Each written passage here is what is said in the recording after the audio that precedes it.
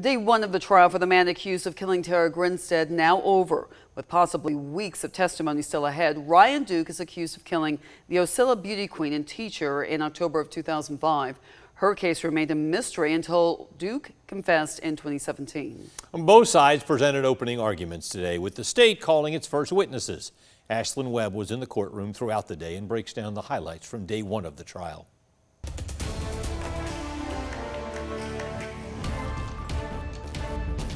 Much of what we heard in both the prosecution and defense's arguments focused on that February 2017 confession from Ryan Duke. The Georgia Bureau of Investigation says Ryan Duke confessed spontaneously and unsolicited to agents that he killed Tara Grinstead in October 2005. But now his defense attorneys are arguing that he falsely confessed. The prosecution says he confessed to the murder in more than one way. In his interview with agents, by physically writing out in detail what he says he did to murder her.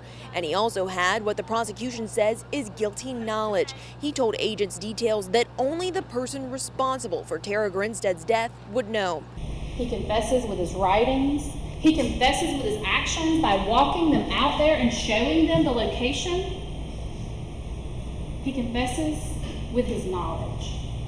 Meanwhile, the defense says that confession was false. And though Duke repeatedly confessed, his attorneys say he was under the influence of drugs. Duke's attorneys say he falsely confessed because he was scared of Bo Dukes, Ryan's former friend and roommate, who the defense implied is responsible. This case is about power and influence. The people who have it and the people who don't have it. Ryan Duke has neither. He didn't have power and he didn't have influence. Bo Dukes has both. Now, aside from that confession, we also heard about that latex glove. Remember, that's the vital piece of evidence found in Tara Grinstead's front yard. Prosecutors say that glove has two people's DNA on it, Tara Grinstead's and Ryan Duke's. Agents also found 3 of Duke's prints on it. During the interview, Agent Shadell will ask him, you'll hear it.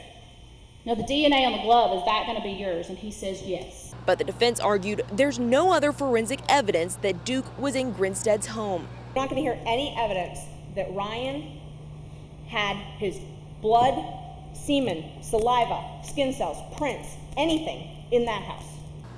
Both sides questioned witnesses about that latex glove found in Grinstead's home. The state even called up Heath Dykes, a Perry police captain. At the time of Tara's disappearance, Dykes was having an affair with Grinstead. He testified he called her over a dozen times when she went missing and even drove from Perry to Ocilla that Sunday night to try to check on her. He says he did not see the glove in the yard then. Are you still of the opinion that you would have noticed the glove if it had been there? I really wasn't at that point in time looking around for items or looking at that point. I was just trying to get her to the door to make sure she was okay. Another note, it's not clear right now what state prosecutors are trying to prove by bringing up Tara Grinstead's very active love life, digging into relationships she had with at least 4 different men in the 6 months before her disappearance. We're expected to hear more about that in the following days. Reporting in Ocilla, Ashlyn Webb, 13 WMAZ News. The state is expected to pick up making its case tomorrow at 9 a.m.